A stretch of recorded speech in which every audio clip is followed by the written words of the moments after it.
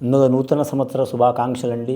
ద్వాదశ రాశిలో మూడవ రాశి మిథున రాశి వారి జ్యోతిష్య బలం ఎలా ఉందో 2025వ సంవత్సరం జాతకం బలం, యోగం, చదువు, విద్య, ఉద్యోగం, వాస్తు, సంతానం, కుటుంబ బలం, ఆరోగ్య బలం, మానసిక యోగ బలం, శారీరక యోగ బలం, సంతాన బలం, అడవపడ్డ యోగ బలం, నమ్ముకున్న పనిది వారు చేసే ఫీల్డ్ ఏదైనా కావచ్చు, ఆ ఫీల్డ్లో కలిసి వచ్చా రాదా, వాటికి ఏమైనా ఇబ్బందులు, చిక్కులు, చికాకులు ఎలా ఉంటాయి, వాటికి పరిష్కారం ఏంది, ఆ గాయత్రి మాత దయ వలన, ఆ విజయవాడ కనకదుర్గమ్మ దయ వలన, కరెక్ట్ ఆ రామలింగేశ్వర స్వామి దయ వలన, ఆ సమ్మక్క సారలమ్మ దేవతల దయ వలన మంచి జరగాలని మన జానకి రామ్ని కోరుకుంటూ చూద్దాం. మిథున రాశి వారి జాతకం చూడు మిథున రాశి వారి జాతకం ప్రయత్న ఎట్లా ఉంది 2025వ సంవత్సరం.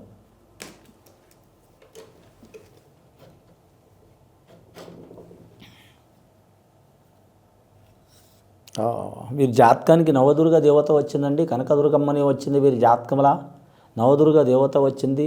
వీరి జాతకంలో చూడాలంటే మిథున రాశి వారికి మాత్రం చాలా వరకు మాత్రం నవగ్రహాల్లో వీరికి మాత్రం 6 గ్రహాలు అనుకూలంగా ఉన్నాయండి, 3 గ్రహాలు అనుకూలంగా లేవు. అందులో గురుగ్రహం ఒకటి, శనిగ్రహం ఒకటి చాలా మంచిగా ఉంది వీరికి. శని శ్రమకారకుడు, అలాగే మాత్రం కుటుంబకారకుడు, అలాగే మాత్రం వీరి జాతకానికి శక్తికారకుడు. అలాగే వీరి జ్యోతిష్య బలంలో చూడాలంటే మాత్రం చాలా వరకు మాత్రం శనిగ్రహం మంచిగా ఉంటే మాత్రం తిరుగుండదండి, రాజయోగం కూడా ఉంటుంది.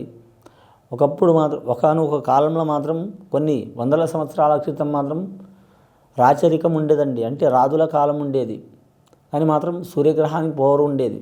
ఇప్పుడు నడుస్తున్నది ఎక్కడైనా సరే మాత్రం ఎక్కువ శాతం మాత్రం కొన్ని దేశాలు తప్పించి చాలా దేశాల వరకు అయితే మాత్రం అందులో మన భారతదేశం మాత్రం రాచరిక దేశం కాదు, ప్రజాస్వామ్య దేశం కాబట్టి శనికి చాలా పవర్ఫుల్ ఉన్నది.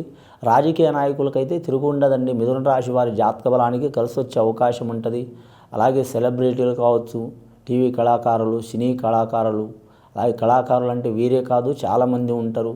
గాయకులు కావచ్చు, సంగీత కళాకారులు కావచ్చు, నిర్మాతలు, డైరెక్టర్లు కావచ్చు, లేదా మాత్రం వీరి జాతకంలో సంగీత కళాకారులు కావచ్చు, చాలా వరకు మంచి ఫలితాలు కలిసి వచ్చే అవకాశాలు ఉన్నాయి. గత కొన్ని సంవత్సరాల నుంచి గడ్డు పరిస్థితుల్లో ఉన్నవారు ఆ గడ్డు పరిస్థితులు తొలగిపోయి వీరు మాత్రం ఖచ్చితమైన మంచి యోగ బలం కలిసి వస్తుంది. వీరి జాతక బలానికి గవర్నమెంట్ నుంచి, ప్రైవేట్ నుంచి మంచి ప్రోత్సాహం ఉంటుంది. అలాగే మాత్రం నిరుద్యోగులు శుభవార్తలు వినే అవకాశం ఉంటుంది. ఇంకా స్త్రీలకు కూడా విద్య విషయంలో, ఉద్యోగ విషయంలో కలిసి వచ్చే అవకాశం ఉంటుంది. వివాహ విషయంలో కూడా కలిసి వచ్చే అవకాశం ఉంటుంది. ఇక గృహం నిర్మాణం చేయాలనుకునే వారికి, కొనాలనుకునే వారికి మాత్రం మొదటి 6 నెలలు బాగుండదండి, తర్వాత 6 నెలలు మంచిగా ఉంటుంది వీరి పేరు మీద. అలాగే వీరి జాతకంలో చూడాలంటే మాత్రం చిక్కరు దొరకరు, ఒకరికి అర్థం కారు. మిథున రాశి వారు వ్యాపారం చేస్తే చాలా వరకు కలిసి వచ్చే అవకాశం ఉంటుందండి.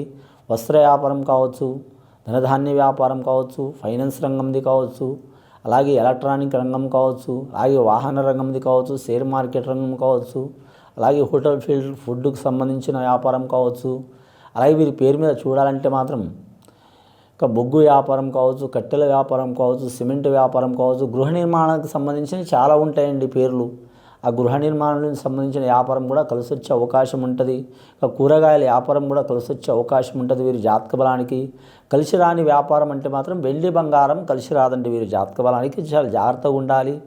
ముఖ్యంగా ఈ రాశి వారి, మిథున రాశి వారికి మాత్రం శివుడు పుట్టిన నక్షత్రం ఆరుద్ర నక్షత్రం వారికి కొన్ని ఇబ్బందులు వచ్చే అవకాశాలు ఉన్నాయి. కాబట్టి ఖచ్చితంగా ఈ ఆరుద్ర నక్షత్రం ఉన్నవారు మాత్రం శివునికి అభిషేకం చేయడం చాలా వరకు మంచిది.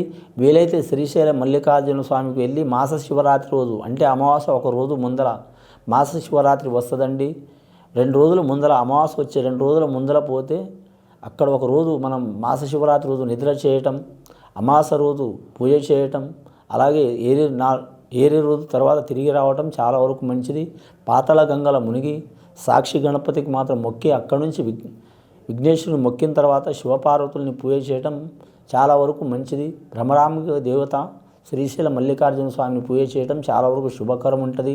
వారి మీద ఏమైనా దోషాలు, చిక్కులు, చికాకులు, దారిద్ర్య బాధలు, వాళ్ళ వంశానుసారం కావచ్చు, కుటుంబసారం కావచ్చు, లేదా నరఘోష కావచ్చు, నాగదోషకం కావచ్చు, సంతాన దోషం కావచ్చు, లేదా మాత్రం కాలసర్ప దోషం కావచ్చు, మనం తెలుసో తెలియకో కొన్ని పొరపాట్లు చేస్తుంటాం, వాటి మూలంగా కొన్ని చికాకులు ఉంటాయండి. ఆ చికాకులు తొలగిపోయే అవకాశం ఉంటుంది వీరి పేరు మీద.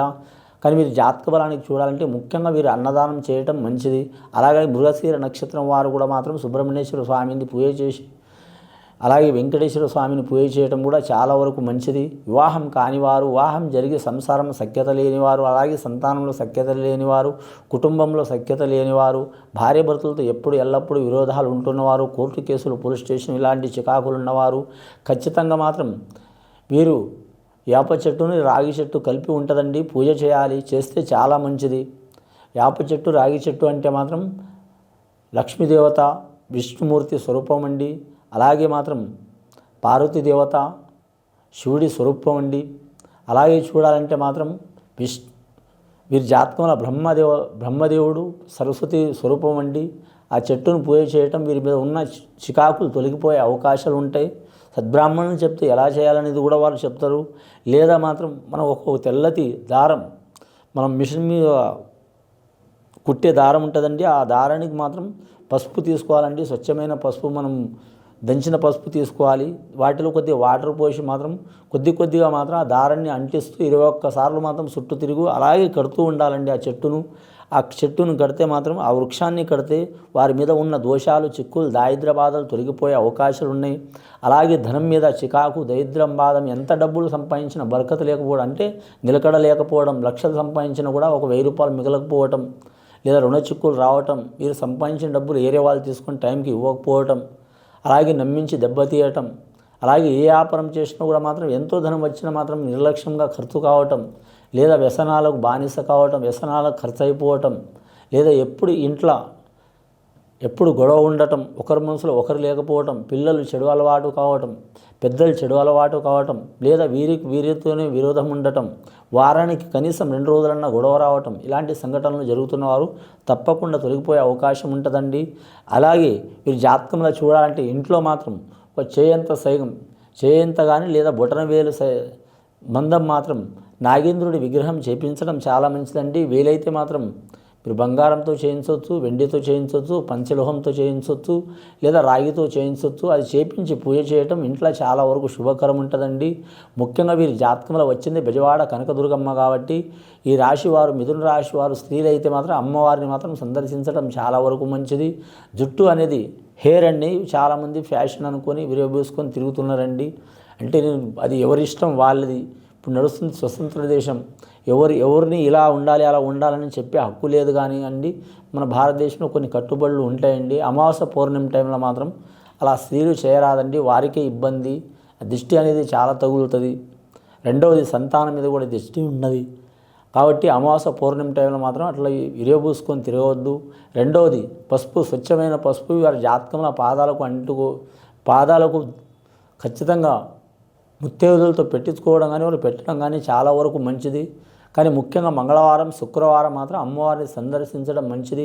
రాహుకాలం ఘడియలో ఏ అమ్మవారైనా సరే కనకదుర్గమ్మ వారు స్వరూపమే, పార్వతీదేవత స్వరూపమే కాబట్టి మాత్రం పూజ చేయటం మంచిది. గత కొన్ని సంవత్సరాల నుంచి పడుతున్న చిక్కులు, చికాకులు, దారిద్ర్య బాధలు తొలగిపోయే అవకాశాలు ఉన్నాయండి. ఇది విని చూసి ఆచరించే వారికి, మిథున రాశి వారికి 2025వ సంవత్సరం చాలా వరకు శుభ సూచకాలు కలుగుతాయండి. శుభం భూయాత్.